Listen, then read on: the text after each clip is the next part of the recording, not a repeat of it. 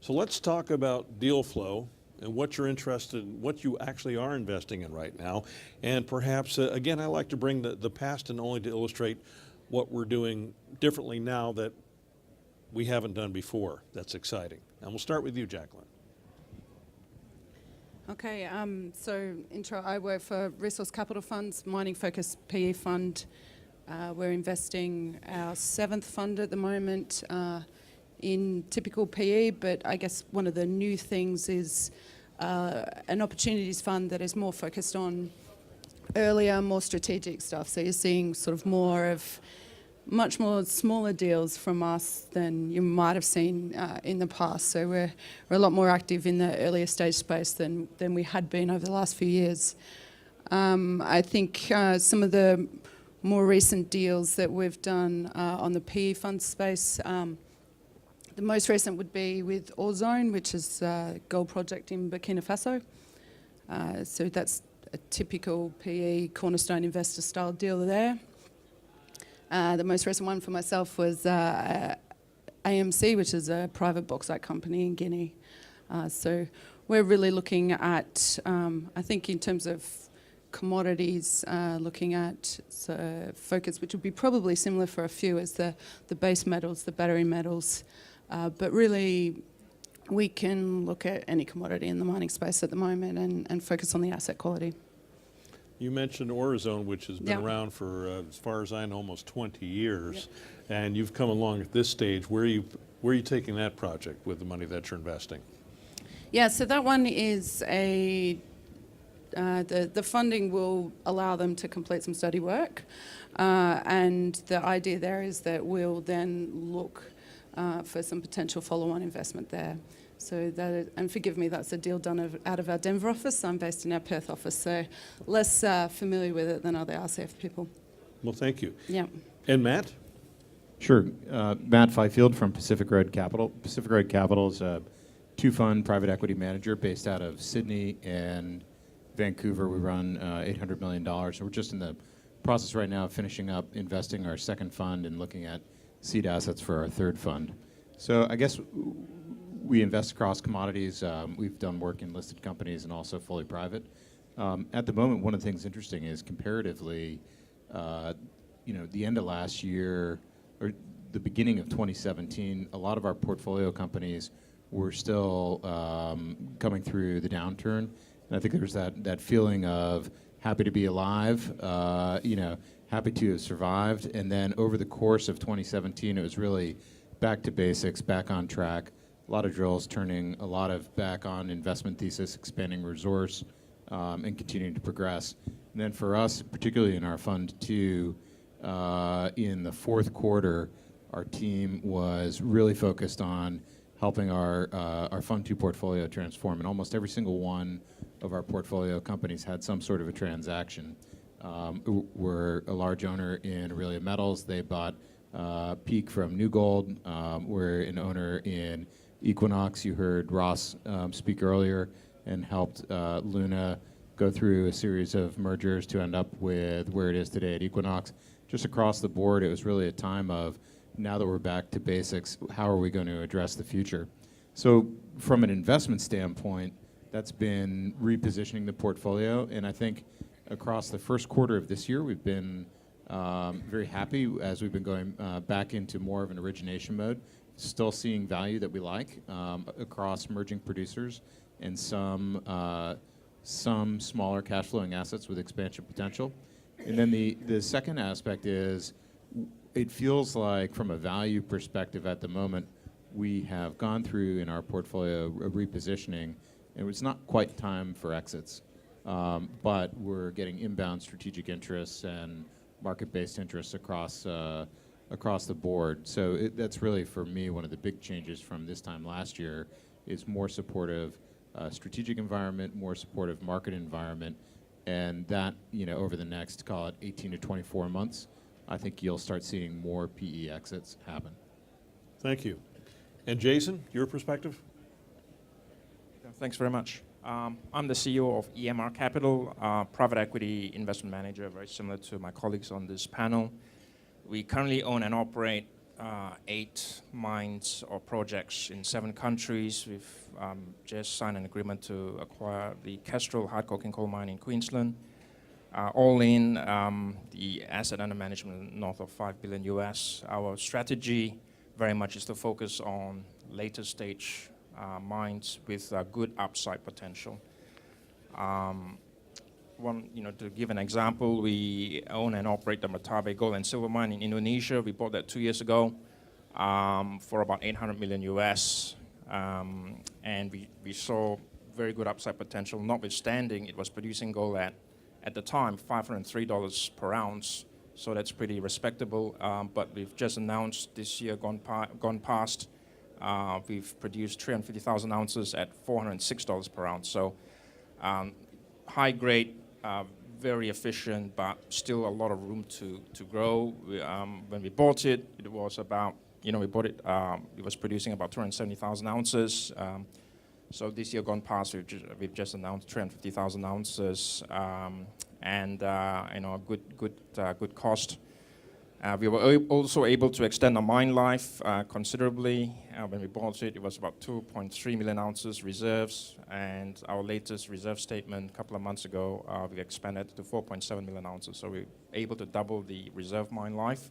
So that's what we do. We look at high quality assets where there's significant room for growth. Similarly, a year ago, we bought 100% of the Golden Grove copper, zinc, lead, precious metal polymetallic mine in Western Australia. We bought it for about 210 US. We borrowed $90 million of debt to fund it, and we've paid all of the debt off within 12 months. So that's what we're looking to do, ramped up the cash production, and we're also able to extend the mine life from 6 years circa to north of 10. We see great opportunities in the mining sector. We are not cycle players. The way we look at things is, can we achieve a good return from our investment? And our target return typically is 3 times money. If it we see the angle with that, then we go very hard for it. So we are very excited. We see a lot of opportunities in the mining sector going forward, especially in the next couple of years. And our focus very much is on 4 commodities: copper, gold, potash, and hard coking coal. Thanks. Thank you, Jason. Jorge. Hi, thank you. We run a company called EMC, and we're essentially a family office with private money from Hong Kong. And we are very much focused on the junior market. We do a lot of private placements in both ASX and TSX companies. And there's a couple of companies where we have larger positions, such as Margo Resources, that's here, Millennial Lithium.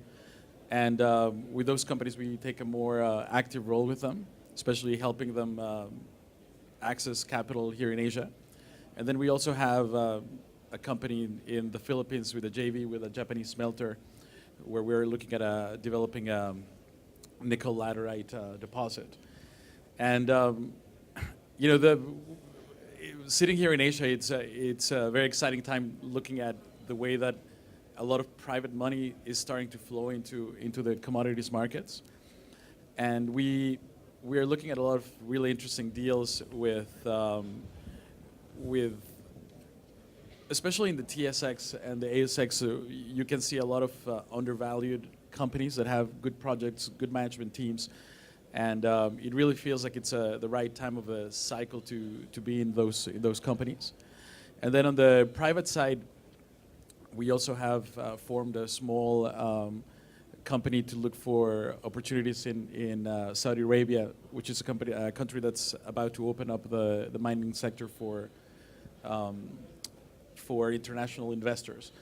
And so try to look for unique opportunities in a mix of liquid stocks that are already listed in the ASX and the TSX, and then private projects.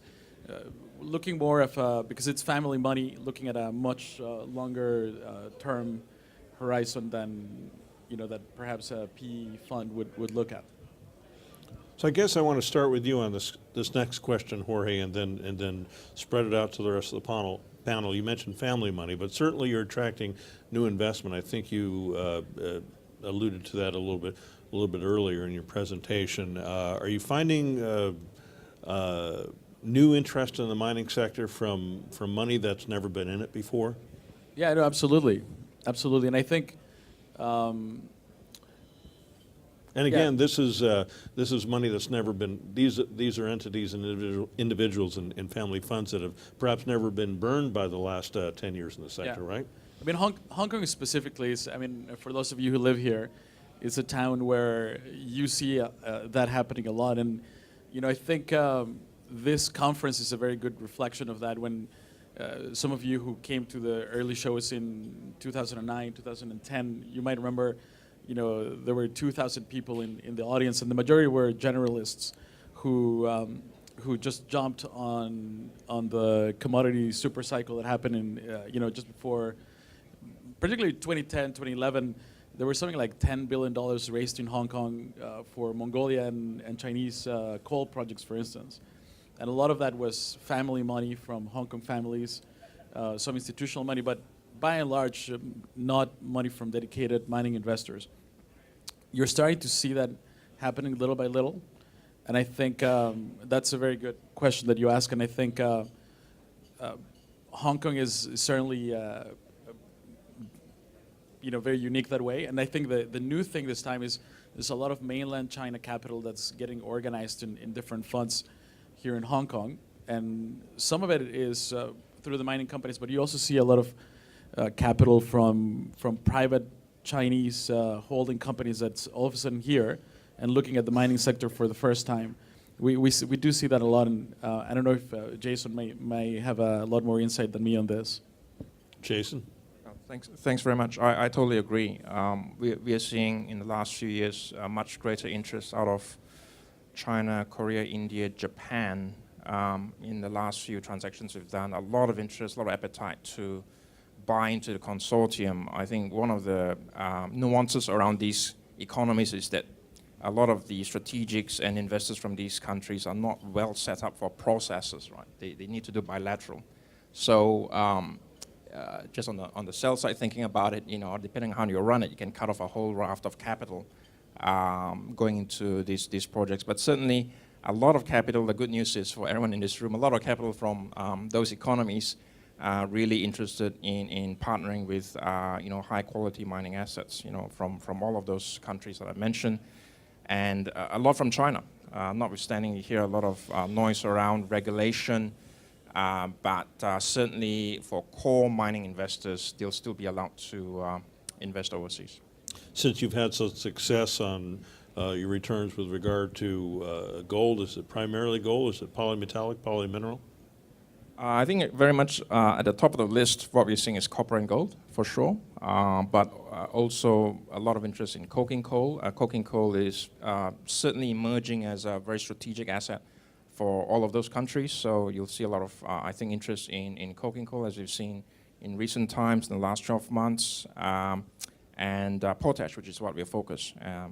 But we also see a lot of interest today in the EVs, battery commodities, not something that EMR focuses on, but certainly we're seeing appetite for that as well, in particular cobalt. It's amazing, since I haven't seen many electric vehicles here in Hong Kong since I've been here, and I've seen them pretty much everywhere in the world, including Los Angeles, where I live. Matt? Broadly speaking, interest in the sector is increasing from institutional allocators of capital, and that's based predominantly on a cycle view. What we find is for existing LPs that have been through the last cycle, they understand kind of where we are and are attuned to that, and are more risk on, and certainly looking at things both from a deal perspective and also from a strategy perspective. When you step outside, and our capital comes predominantly from pension funds, endowments, and family offices in the U.S. The education process of bringing along a new LP is actually, compared to 10 years ago, has really been facilitated by the number of participants in the sector. So relative to energy, there are very few mining specialist PE funds, but there are more in the world today than there were certainly a decade ago. So in general, the larger allocators of capital are aware of the space, but they have to opt in their allocation decisions to want to get all the way through the natural resources and real assets buckets down to metals and mining. And you're seeing that happen today. You're seeing that happen on deals. You're also seeing it happen as people are choosing strategies. So as the number of managers, PE managers, has increased in the mining space, you're seeing more strategy specializations. You're seeing people that will focus predominantly on credit or construction stage or manager-led or total buyout or listco. And so what ends up happening is, in a conversation with a capital allocator, their first stop is, am I interested in investing in metals and mining? This is the right time in the cycle, and most people get through that. And then the next set of questions is a very intimate conversation as a manager and a fiduciary around where your strategy is. And then that matches up, of course, to the pipeline and what we look at. And I think each one of us on the stage probably have a slightly nuanced view on what we find interesting and compelling ways to invest. So that's of relevance, I think, for the people that are out there looking to raise capital, to make sure they're matching with the right investor. How are you attracting that capital into the mining sector? Is it happening on its own, and where's that money coming from? Who's not going to be getting it as far as investments are concerned in the future as it comes into the mining sector? And I'm specifically talking about the U.S.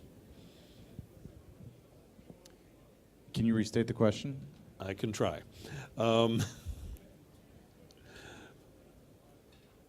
I would think that for the most part, there hasn't been a lot of investment in the mining sector from institutions in the U.S., pension funds, things of that nature. So how is that interest being garnered? How are we attracting those entities into the sector, and where's that money leaving? It's got to come from somewhere. So exits are on the way, right? The last 5 years have not been, and that's something actually I think that LPs in general are looking at, are what's your track record around exits? Now at Pacific Road, we've had quite a lot of exit activity out of our Fund 1 and are starting to look at and think about Fund 2 exits. And I think that across the spectrum, people have had different experiences, but you wouldn't have wanted to sell something in 2014, and I think you're getting paid for having waited. And so in general, the allocators and LPs are conscious of that dynamic, but there is that also, when you send money back to an LP, they then are able to redeploy it into funds. By and large, though, I would disagree with your statement that the U.S. endowments and pension funds and sort of the private capital base aren't supportive of mining, because amongst my colleagues here, I would say that it's predominantly U.S. money. Okay. Aside from, Jackie, maybe you can comment. Yeah, most of our funds are US sourced. I think it's important to think of the last few years where there weren't a lot of exits because it didn't make sense for us, which meant, and also in the oil and gas sector as well. And what that meant is for some of our LPs, they found themselves overweight in natural resources. So they didn't have the redemptions that they thought they would have. And so you now have a natural, as the exits are coming back, you now have the natural where they actually do have funds to allocate to new mining funds. So there is the, we say we're not oil and gas, and but there is that interaction with our investors of how they allocate their funds and what's available there. So I think we've been in a very similar position to Matt. We've been supporting a lot of our companies through the last few years, and likewise we're starting to see some more exits come through, and you'll see that capital then be available to be redeployed elsewhere. Look, I think that one of the things, at least as we're engaged in our LP conversations, that really matters. Jason, you're taking a stance much more around cost cutting, incremental growth, life, around high quality assets. It's a little bit when we're talking to people about pulling money into investments and into our family. When you just look back at sort of where we are in the capital cycle, whether it be exploration, development project, pipeline, things that are ready to be built, global CapEx, all of the rest, you can see the structural imbalance. And so we're actually, perhaps unlike Jason, finding much more people are interested in what's going on right now because of the sins of the past or the cycle dynamics of the past. And they're seeing a slightly more stable worldview, but a structural deficit in terms of continued reinvestment in productive capacity. And that, switches on light bulbs with people in our conversations, and that's probably no different to many of you out there. In that line, I would think, and I could be wrong again, that the sector is less parabolic right now. We have a steady gold price staying right around 1320 to 1330. So it feels comfortable, less risk averse, and less risky, I should say, and therefore stable enough to get some more conservative money into the sector. Does mining get less risky? Sorry? Does mining get less risky? Just there's always risks around it, but fundamentally the long-term worldview is more stable certainly than it's been in the past. Well, there's other sectors we could all be in, but we're here. So there's that. And why not other sectors? Why do we love mining? And I'll go to you, Jacqueline, since you're sitting. I mean, seriously, I ask myself that every day. I'm not quite sure how to answer that.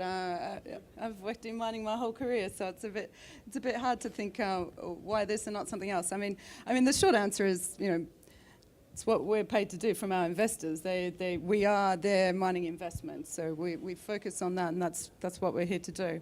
I think, why do we love it? Because we have to be specialists. It's not a simple industry. I don't think it gets easier, and you need people that know the industry they're in investing the money, and I think it's nice to be in that position. It's great to be investing, making a financial return, but at the same time, we really go into areas and we can impact the communities and livelihoods of the areas that we're in. It's a pretty rewarding business to be in. That's a very nice answer and very true. What other sector devotes as much time to helping communities to bring themselves along? So I'm going to take this time and open up the forum to the audience and see if we have any questions for any of our panelists. Anybody have anything out there? Mr. Holmes? So the discipline of private equity is so often focused on a 15% CAGR over 5 years. It's easy to do with consumer products, manufacturing, but the cyclicality of mining, how do you manage that? And do you have the similar goal of a 15% CAGR over 5 years? I'll start. We do. At EMR, we probably have higher than 15%. It's more like 20% over 4 years. Relevant to the question earlier on, I think global capital is recognizing that the mining sector will outperform. A lot of the global capital have succeeded with oil and gas, but they're now seeing what's the next thing after oil and gas, and they see mining. That's why you're seeing a lot of global capital, especially from the US, reallocating capital towards what they call real assets. And under real assets, you have infrastructure, agri, timber, and then you got metals and mining. So one of the interesting nuances around the US market is very advanced. When you talk to the big pension fund, they have a very special, unique section which deal only with metals and mining. So you're talking to the guys who are managing a few $1 billion dedicated only to metals and mining. So that's how all of us here raise capital. And yes, indeed, we have that remit, no different from any PE non-mining sector. I guess very simply at EMR, we see mining as a very attractive proposition to achieve that 15-20% cost compounding return because there's a lot of opportunities to increase valuation through non-price related initiatives, and whether it's ramp up in production, which is what we're looking at in all our mines. Doesn't really require sometimes any further capex, simply making it more efficient, increasing throughput, that has a very significant value increment, optimizing cost. So if you flatline the commodity price and you work out that you can get your 15-20% or 2 to 3 times return, we see a lot of opportunities that we can achieve that in the current situation. Yeah. So we're not really obviously dependent on gold price, or commodity prices, but we are backing ourselves to do all of those things to get your 2-3 times return. Frank, I think one of the other things that's interesting is the ability to exit. And in particular, so Pacific Road's been in business for a decade, and like these other folks, had some good investments and some that were real learning lessons. The liquidity of the end markets. So if you take gold, when you open up a data room in gold, you'll have 30, 50 people show up, and it's a bite-sized, approachable, sellable, transactable in the private and public markets. You open up a data room in lithium. Kind of depends on where you are in that speculative cycle, how much you're trying to sell, or something more nuanced like industrial minerals, uranium. The buyer universe starts to shrink. So personally, I think you see private equity more active in the, call it the LME and gold and coking coal, in part because the ultimate selling, the exit market facilitates more price transparency, more liquidity, and probably a little bit less cycle dependency because the number of people that are in that exit universe. So inherent in your asset selection process is your exit thoughts, and that comes into play in trying to manage some of the cyclicality that you're talking about. Jacqueline, do you have any comments? Look, I mean, it's always easier to exit in a good cycle, and I think a nuance to your question around the 4-5, that that's a target, and how we evaluate businesses is typically on a 4-5 year hold. But I think you'll find with probably a lot of the panelists that over the last few years, the hold period extended out. So, we're not forced to exit at 4-5 years, and the benefit of a PE long-term committed capital is that you can stay in longer, and if it isn't the right time to exit, and to Matt's point, that's more likely to occur in some of those commodities where the universe is smaller. We do have the ability to stay in longer if we need to, and that's one of the true benefits of a PE investment. Any other questions out there? All right, well, I'd like to thank everybody here for joining us on this panel today. Very nice of you to join me. Jacqueline Murray, Jason Chang, Jorge Monroy, and Matt Fifield. Thank you so much. A loud round of applause, if you don't mind, for our guests. Thank you so much.